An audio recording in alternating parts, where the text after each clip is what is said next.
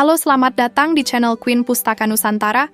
Di sini kami meyakini bahwa buku bukan sekedar kumpulan teks, melainkan sarana membuka cakrawala, pemikiran, memperluas wawasan, serta membangkitkan inspirasi dan inovasi. Dalam buku yang berjudul Teori Administrasi Publik menjelaskan, administrasi publik merupakan salah satu bidang kajian yang memiliki peran strategis dalam penyelenggaraan pemerintahan dan pelayanan kepada masyarakat.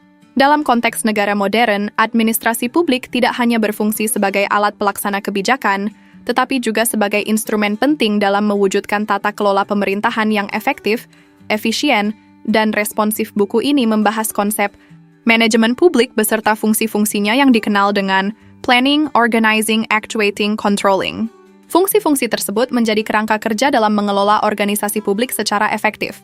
Selain itu, prinsip-prinsip good governance juga diuraikan sebagai pedoman dalam menciptakan tata kelola pemerintahan yang transparan, akuntabel, dan responsif terhadap kebutuhan masyarakat.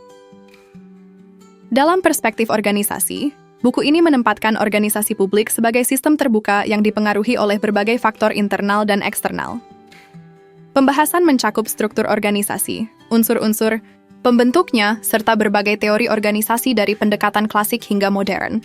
Hal ini bertujuan untuk memberikan pemahaman yang utuh mengenai bagaimana organisasi publik beroperasi dan beradaptasi dalam lingkungan yang dinamis.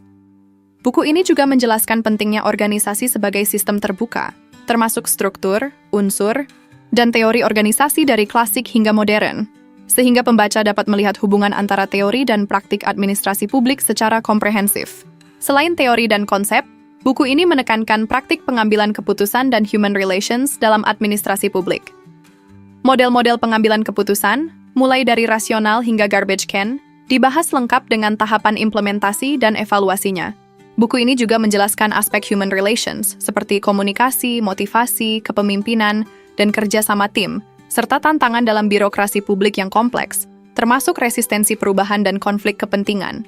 Anda bisa mendapatkan buku ini di website kami atau melalui marketplace queenpustakanusantara.id. Selalu support kami dengan like dan subscribe serta share ke orang sekitar Anda.